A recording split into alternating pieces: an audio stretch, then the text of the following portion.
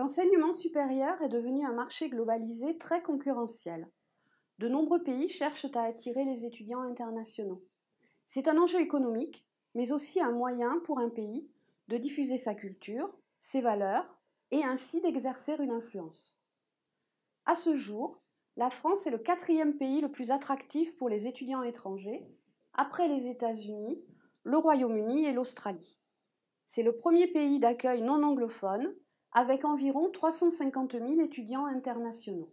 L'INSA Toulouse accueille actuellement presque 25% d'étudiants internationaux, en provenance majoritairement d'Afrique francophone et d'Asie. Comment conserver et développer cette attractivité? Dans les années à venir, la plus forte croissance des étudiants viendra de l'Afrique et de l'Asie, tandis que les formations locales existantes ne seront pas à même d'accueillir tous les jeunes à former. On estime qu'en 2040, il y aura en Afrique 40% des jeunes dans le monde, et donc un nombre important d'étudiants potentiels. Plusieurs pays se disputent leur influence au sein de ce marché. La France et l'Allemagne y sont en concurrence, mais on y trouve également des pays comme la Chine, la Russie, la Turquie, l'Inde et l'Arabie saoudite. Quels seront les modèles à développer pour former tous ces étudiants?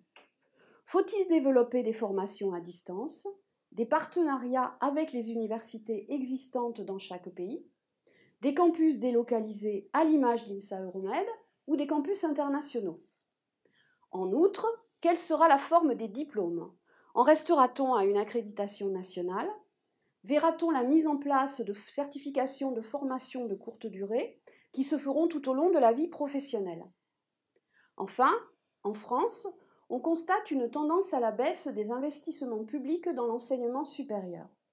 Quel équilibre trouver entre augmentation des frais d'inscription, sponsors privés via de grands groupes industriels ou des banques d'investissement et subventions de l'État? Tous ces choix auront une influence sur l'attractivité de nos formations, de l'échelle internationale à l'échelle locale.